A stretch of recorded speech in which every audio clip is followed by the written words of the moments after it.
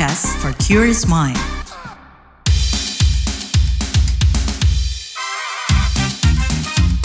What's Trending KBR Pagi, siaran pagi radio paling update. KBR Pagi, siaran pagi radio paling update. Selamat pagi, apa kabar kalian semua di hari Kamis 15 Februari 2024? Bersama saya Lea Baneza di What's Trending KBR Pagi pastinya. Menyikapi euforia quick count pemilu 2024, itu bakal kita obrolin pagi ini. Kemeriahan pemilu 2024 masih mewarnai bumi pertiwi. Nggak hanya di dunia nyata, media massa juga di media sosial. Kalau kemarin ramai ajakan menyumbang suara, hari ini ramai sama hasil perhitungan cepat atau quick count.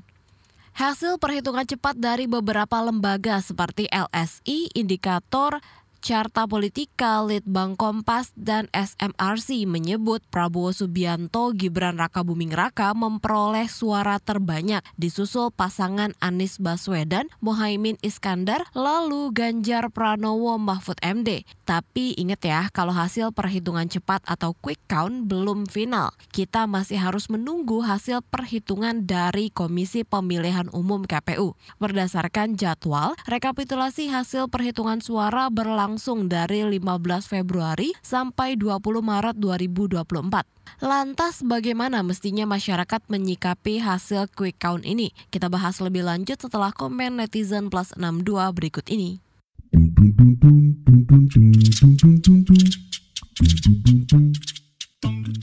Kita mulai dari akun @masxx. Alhamdulillah pemilu berjalan aman, lancar. Kemudian ke akun @tomxx. Mual, lihat quick count. Selanjutnya akun @patxx. Takut banget setiap ngeliat hasil quick count. Kemudian ada akun @perxx. Apapun hasil pemilu atau pilpres, semua pihak harus bisa terima. Kemudian akun @doxx. Gue beneran udah pasrah banget sama hasil pemilu ini kalau dilihat dari quick count.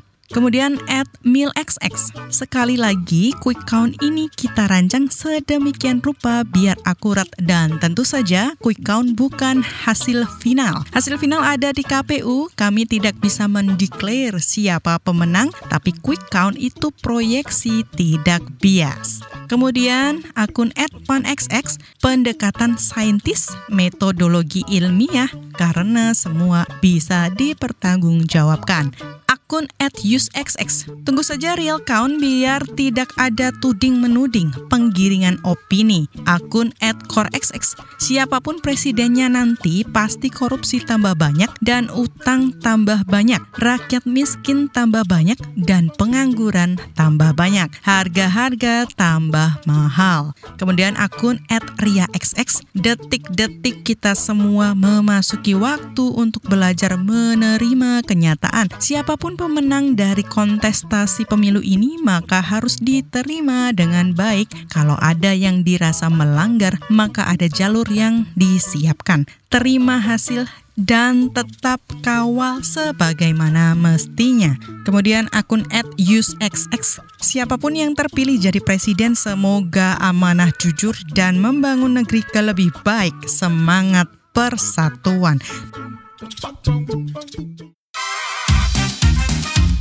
What's Trending KBR Pagi, siaran pagi radio paling update. Nah, kalau pesan dari Wakil Presiden Ma'ruf Amin saat pencoblosan 14 Februari 2024 kemarin, masyarakat diminta menerima hasil dari pemilu 2024, siapapun yang menang atau kalah. Bahwa pemilu ini bisa berjalan dengan lancar, dengan jujur dan adil, jurdil, luber, semuanya berjalan dengan lancar. Itu yang kita harapkan, dan supaya ini memang hasilnya bisa diterima oleh semua pihak dan keadaan menjadi damai, tenang, dan tidak ada masalah ke depannya. Sehingga negara kita akan stabil dan pembangunan kita tidak terganggu, keutuhan bangsa tetap terjaga, dan itu saya kira harapan kita semua. Menurut peraturan Komisi Pemilihan Umum KPU, hitung cepat atau quick count adalah kegiatan perhitungan suara secara cepat dan menggunakan teknologi informasi berdasarkan metodologi sampling tertentu yang dilakukan oleh masyarakat atau lembaga atau badan swasta. Tujuan dan manfaat dari hitung cepat atau quick count hasil pemilu adalah agar pihak-pihak yang berkepentingan memiliki data pembanding yang dapat digunakan untuk mendeteksi adanya kemungkinan kecurangan yang terjadi pada proses tabulasi suara.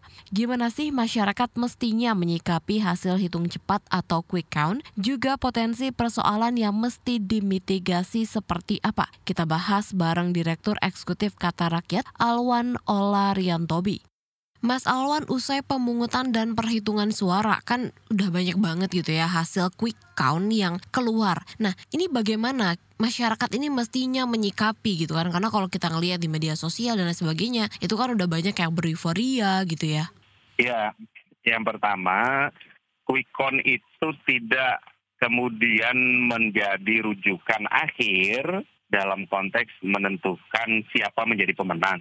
Tetapi proses hasil yang legitimit itu ada di rekapitulasi berjenjang yang saat ini sedang berjalan. Nah, yang kedua, masyarakat sesungguhnya tidak boleh dan diharapkan tidak kemudian tergiring opininya atau narasi publiknya tidak kemudian sedang tergiring lalu menyimpulkan bahwa quick count itu menjadi pemenang yang saat ini menjadi unggul, kira-kira begitu. Itu satu hal. Memang siklus pemilu kita ini juga agak kemudian menjadi hal yang perlu disikapi bahwa TPS belum selesai ditutup, tapi hasil kira-kira sudah diketahui. Kan itu.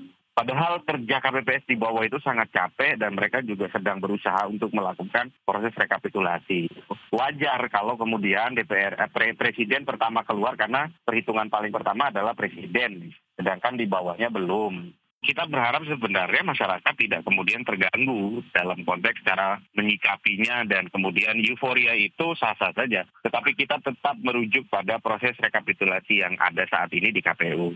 Kalau kemudian proses quick count itu menjadi sebuah rujukan, kan itu hanya sampling saja. Itu hanya sampling dan data 100%-nya kan belum muncul. Saya kira itu sebenarnya, Mas. Oke, Mas, tapi kalau melihat masyarakat yang mungkin sudah selebrasi atau mungkin kecewa karena pilihannya ternyata kalah mungkin di hasil quick count itu gitu ya. Nah, ini gimana sih sebenarnya masyarakat mestinya merespon situasi hingga akhirnya mungkin nanti ada pengumuman resmi dari KPU itu tadi gitu, Mas? Masyarakat sesungguhnya bahwa pemilu itu ada yang kemudian disikapi dengan kedewasaan berpolitik, keikhlasan menerima dan menyatakan bahwa pilihan saya menang dan pilihan saya kalah. Itu proses kedewasaan politik yang harus kemudian diterima. Tetapi keputusan siapa menjadi pemenang dan pilihan saya menang atau tidak, saya kira belum final karena pengumuman resminya belum, kita baru selesai melakukan pencoblosan 2-3 jam, belum terhitung hari, maka proses itu masih tetap berjalan. Karena hari ini masih di level TPS sesungguhnya. Memang diakui bahwa itu kemudian menjadi penggiringan opini atau mempengaruhi cara berpikir publik. Tetapi itu saya kira masyarakat juga harus menahan diri untuk tidak berlebihan melakukan selebrasi atau kemudian tidak kemudian melakukan tindakan-tindakan yang sesungguhnya akan mencederai proses demokrasi kita. Kita harus berdewasa secara politik dan demokrasi kita untuk menerima hasil pilihan kita. Itu hal yang perlu dipahami. Oke, baik. Berarti politiknya itu mesti lebih dewasa lagi gitu ya, Mas, ya, dalam tidak terburu-buru menyimpulkan gitu hasil yang sebenarnya masih dihitung, masih dalam proses gitu ya. Betul. Mas, tapi setelah mungkin ini kan sudah keluar hasil-hasil quick count gitu ya, ada nggak sih, Mas, yang perlu diantisipasi atau diwaspadai setelah penyelenggaraan pemilu dan keluarnya hasil quick count ini? Apakah mungkin ada potensi pergesekan di masyarakat gitu? Ya, hasil quick count itu juga perlu dijelaskan bahwa itu adalah hasil sementara dengan samplingnya sekian, dengan populasinya sekian, dengan data yang masuk sekian, dan lembaga survei saya kira juga perlu mengatakan bahwa ini bukan hasil final, dan maka masyarakat dihimbau atau diberikan pemahaman bahwa ini belum keputusan terakhir, maka masyarakat jangan melakukan tindakan-tindakan anarkis, tindakan-tindakan yang mencederai proses politik kita. Saya kira itu, Mbak. Kalau potensi gesekannya apa aja, Mas, masalah yang mungkin timbul setelah hasil quick count ini keluar? Sebenarnya sih gesekan di masyarakat sejauh ini kita tidak melihat ya. Tetapi narasi publiknya, gerakan medsosnya. Saya kira itu yang kemudian perlu diwaspadai. Kalau di medsos sendiri gimana Mas melihatnya? Ya artinya di medsos ini kemudian terjadi serangan antar buzzer, narasi-narasi disintegrasi yang bisa saja itu terjadi berawal dari medsos. Itu. Karena polarisasi itu kan akhirnya munculnya di medsos hari ini, bukan terjadi di grassroots ya. Bukan terjadi di grassroots. Yang kita pastikan ini sebenarnya saya justru malah masih meragukan kerja-kerja quick count yang dalam konteks secara metodologi saya tidak meragukan. Tetapi dengan signifikan perolehan yang hampir merata, nah ini yang menarik nih. Ini yang menarik dan berpotensi menjadi satu putaran ini yang kemudian menjadi menarik.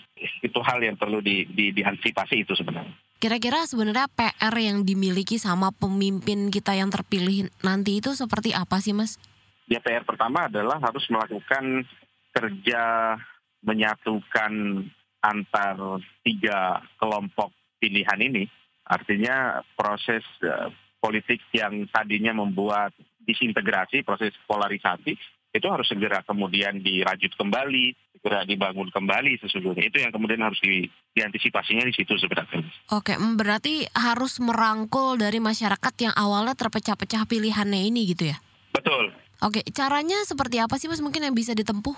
Saya kira itu kemudian proses komunikasi politik yang dibangun antara elit-elit politik yang hari ini berada di 01, 02, dan 03 agar para pendukung di bawah juga merasa bahwa elitnya sudah selesai, maka masyarakatnya juga pasti akan sudah menerima pilihan-pilihan itu sesungguhnya. Terima kasih, itu tadi Direktur Eksekutif Kata Rakyat Alwan Olariantobi. Di segmen terakhir, Lea punya informasi buat warga plus 62 soal otomotif. Khususnya buat kalian yang mau lihat-lihat atau cari-cari kendaraan, mulai dari yang konvensional sampai bertenaga listrik. Bahkan ada juga aksesoris dan aftermarketnya. Kalian bisa banget nih mampir ke Indonesia International Motor Show 2024 yang diselenggarakan di G-Expo Kemayoran Jakarta hari ini nih, 15 Februari 2024. Langsung aja yuk kita simak obrolan Teresia Avila bareng Project Manager IIMS 2024 Rudy MF. Obrolan ini hasil kerjasama bareng Indonesia International Motor Show 2024. Makasih Lea, Tere udah bareng sama Project Manager IIMS 2024 Rudy MF. FYI, tema penyelenggaraan Indonesia International Motor Show 2024 bertema Your Infinite Autotainment Experience. IIMS digadang-gadang bakal menciptakan pengalaman-pengalaman tanpa batas saat kalian menikmati pameran otomotif dan sajian entertainment di dalamnya. Buat tahu lebih banyak, kita bakal obrolin bareng Kak Rudy. Halo Kak Rudy. Halo Mbak Tere. Oke Kak Rudy, mungkin pertama-tama boleh dong Kak dikasih tahu nih ke pendengar soal Indonesia International Motor Show 2024. Apa aja sih yang jadi highlight di penyelenggaraan tahun ini? Oke, baik buat para teman KBR. Jadi Indonesia International Motor Show akan hadir beberapa hari lagi dari tanggal 15 sampai 25 Februari di G-Expo Kemayoran. Nah tahun ini buat kami dan tentunya buat penggemar otomotif menjadi tahun spesial. Karena kalau dilihat banyak sekali brand-brand baru yang masuk ke Indonesia, artinya iklim investasi di Indonesia ini dipandang baik ya oleh pelaku otomotif global. Contohnya di mobil akan ada 2 brand yang debut di Indonesia, ada BYD, ada VinFast, itu akan hadir berpameran bersama brand-brand lain yang juga bawa line up terbaiknya, terutama beberapa kendaraan ramah lingkungan ya, yang electric vehicle, yang hybrid.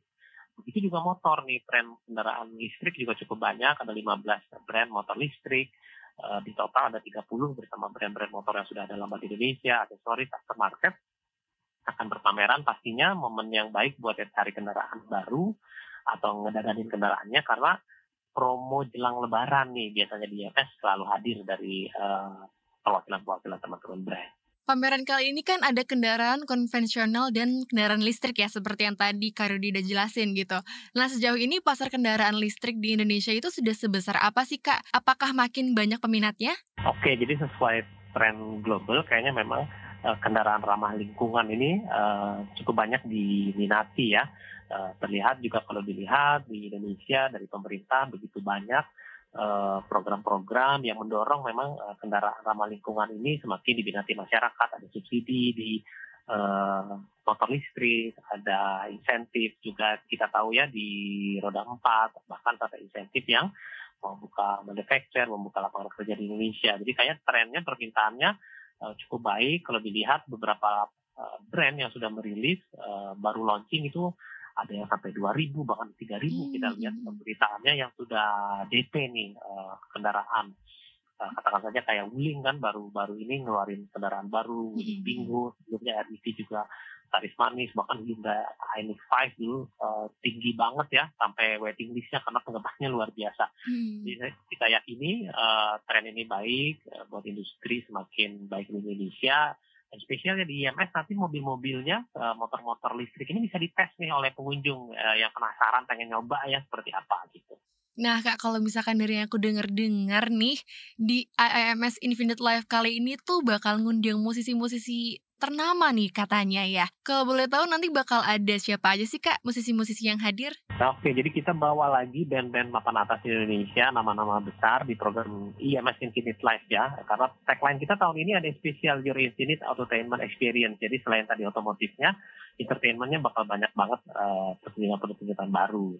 Nah yang band nih itu kita mulai dari ada Tulus, ada Ari Lasso, Andre Taulani and Friends, nanti akan ada Kahitna, ada Dewa featuring Elo, Mahalini, ada Malik and Essential, Taikoji, Endah Endresa. Jadi banyak banget performer di malam hari nanti jam 20.45 di Infinite Live Stage akan perform. Tapi yang suka otomotif nih sebelum lihat musik, kita ada pertunjukan baru nih namanya Infinite Show. Jadi atraksi-atraksi mobil-mobil punya komunitas, punya asosiasi akan hadir di situ, akan ada ceritanya, akan ada atraksi dan nyaman banget ditonton karena kita sediakan tribun jadi bisa sambil duduk menonton performance Infinite Show.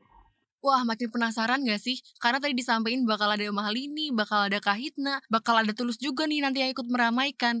Nah, kalau dari teman-teman sendiri gimana? Makin penasaran gak sih ada apa aja di Indonesia International Motor Show 2024? Wait ya, kita bakal bahas usai jeda. Newsbeat.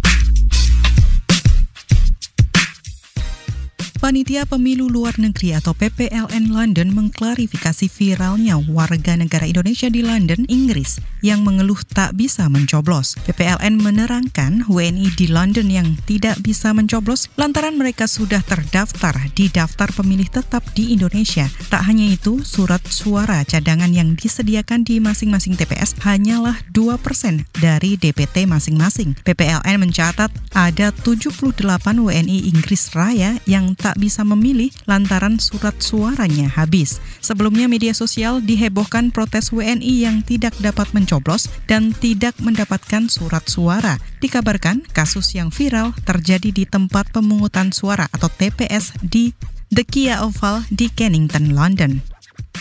Demi meramaikan pesta demokrasi di Pemilu Indonesia 2024, Google menampilkan Google Doodle bertema Pemilu 2024. Tampilan box pemilihan plus bendera merah putih di Google ini dalam rangka Hari Pemungutan Suara di 14 Februari kemarin. Tak hanya tampilan, Google juga mengarahkan pengguna masuk ke pencarian dengan kata kunci Pemilu Indonesia 2024. Beberapa tampilan seperti berita-berita terkait pemilu, ringkasan, live stream, video sampai blog yang berkaitan dengan pemilu disarankan perusahaan raksasa teknologi tersebut. Imbas gejolak politik yang terjadi dari pemilihan umum, pemerintah Pakistan memblokir media sosial X atau Twitter. Pemerintah Pakistan beranggapan Twitter berbahaya di tengah gejolak politik yang baru-baru ini selesai. Pemblokiran ini dikabarkan mengakibatkan gangguan secara nasional. Organisasi Pengawas Keamanan Siber dan Tata Kelola Internet, NetBlocks, melaporkan pemblokiran X dilakukan Pakistan di tengah penyelenggaraan pemilu yang kontroversial dan gejolak politik. Tak hanya memblokir X, Pakistan juga dikabarkan memadamkan jaringan internet dan seluler. Meski menganggap Twitter atau X berbahaya, pemerintah Pakistan tidak menjelaskan secara rinci apa alasan di balik pemblokiran X.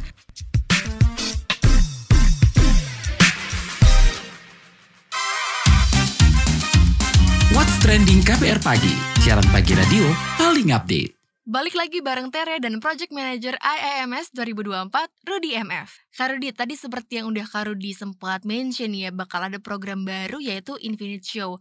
Nah, boleh dong Kak dijelasin lebih detail soal Infinite Show itu sendiri, dan ada program apa lagi nih kira-kira selain itu? Baik, jadi dari perjalanan IMS tahun ke tahun, kita kan pengen menjadi support system, panggung bagi teman-teman komunitas, asosiasi otomotif enthusiast di IMS. Jadi kita undang semua asosiasi besar, katakanlah Ikatan Motor Indonesia, Indonesian Off-Road Federation, ada penggemar mobil kuno ya, PPMKI, ada FK3O, teman-teman yang suka Mori nih bertahun-tahun ke belakang. Nah, tahun ini spesial ada Infinite Show.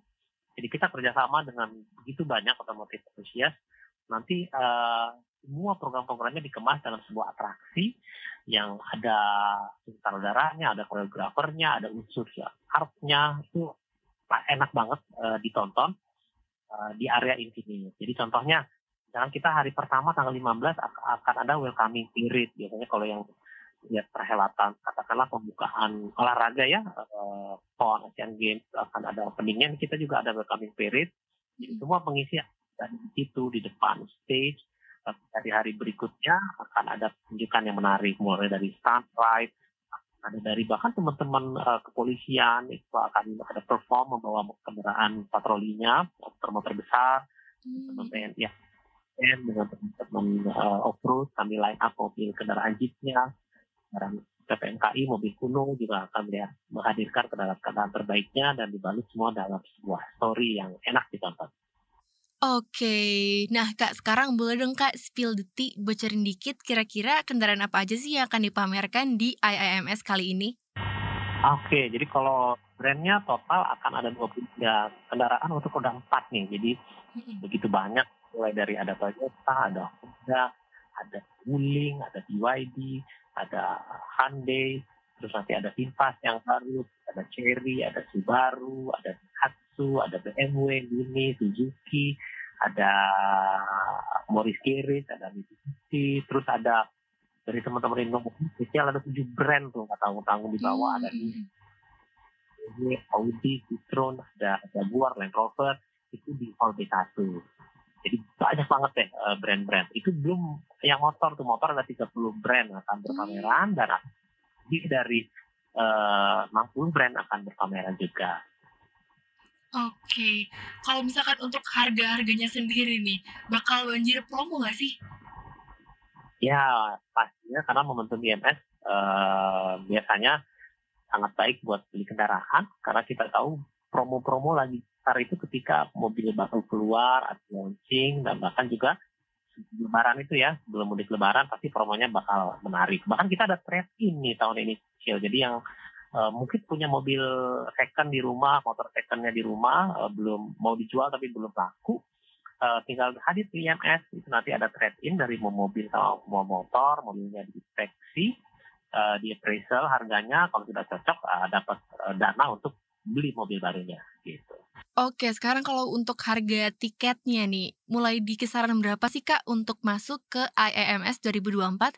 Terus bakal diselenggarain di mana nih? Oke, jadi buat informasi teman KBR, kita dari Jenderal Promosindo karena pengen mendukung industri, kita tidak menaikkan harga tiket nih dari tahun-tahun kebelakang. Jadi ya untuk tiket harian atau weekdays itu hanya Rp50.000. Lalu untuk yang weekend di hari Jumat, Sabtu, Minggu itu juga tidak kita naikkan, cuma Rp85.000. Khusus tanggal 15 itu yang sore hari, premium day itu Rp150.000. Nah, yang menarik yang pengen nonton konser, kita ada harga tiket bundling yang lagi pre-sale. Itu untuk masuk ke IMS, juga masuk ke Infinite Live, untuk ke area konser itu cuma Rp75.000 tuh buat yang weekdays. Weekdays ada mahal ini, ada Malik. Bahkan di hari Senin dan Rabu tuh free masuk ke Infinite Live. Jadi tinggal beli tiket IMS yang Rp50.000 aja. Bisa masuk nonton konser, ada Endresa, ada Seikoji. Nah, untuk weekend kita lagi pre-sale juga, jadi masih harga Rp150.000. Cuma memang ini ada urutannya, di cepat-cepatan deh beli di website jenderaltiket.com untuk tiketnya, atau di aplikasi ticketing counter kita di BBO. Baik, kalau kita mau kepoin soal informasi terkait IIMS nih, kita bisa kepoin kemana Kak? Adakah media sosial atau websitenya mungkin? Sekalian juga nih boleh diajakin ke pendengar semuanya untuk datang ke IIMS 2024. Oke, baik.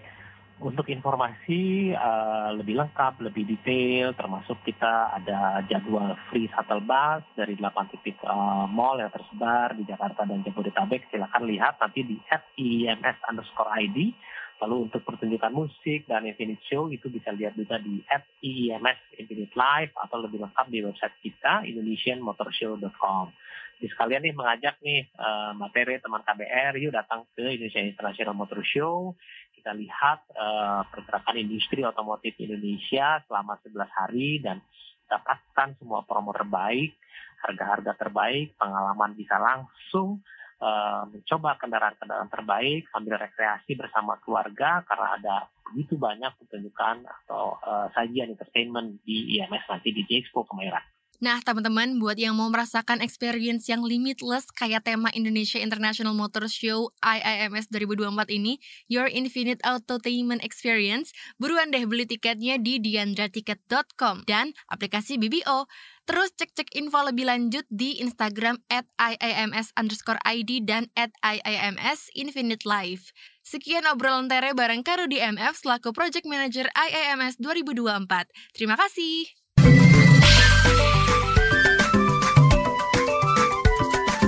WhatsApp Indonesia.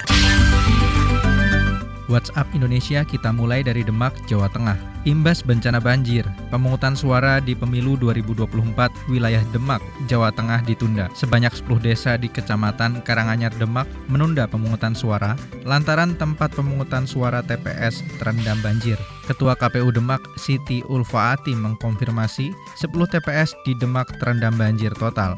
Bahkan di Dukuh Norowito, Desa Ketanjung, ketinggian banjir sampai 3 meter. Dia menjelaskan pemungutan suara mesti ditunda dan tidak bisa dialihkan lantaran data pemilihnya tersebar di beberapa titik. 10 desa yang terendam banjir dan menunda pemungutan suara adalah Wonoketingal, Cangkring Rembang, Cangkring, Undaan Kidul, Undaan Lor, Ngemplik Wetan, Wonorejo, Karanganyar, Ketanjung, dan Jatirejo.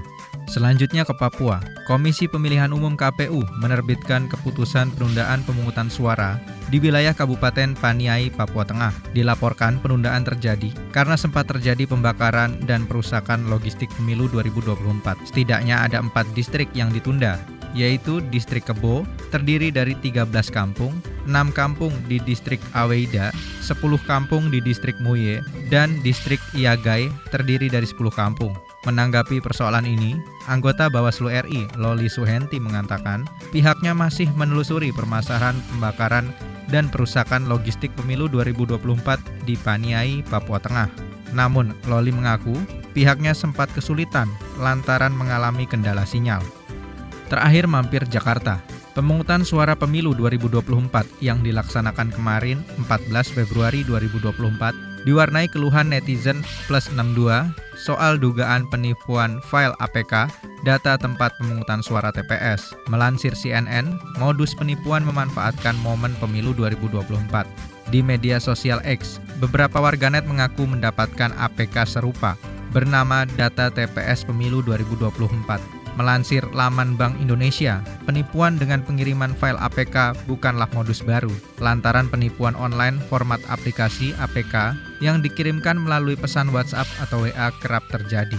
Modus sebelumnya itu undangan pernikahan sampai kurir paket. Dikabarkan penipuan ini mengincar informasi, data pribadi masyarakat, hingga informasi perbankan rahasia seperti one-time password atau OTP. Demikian WhatsApp Indonesia hari ini.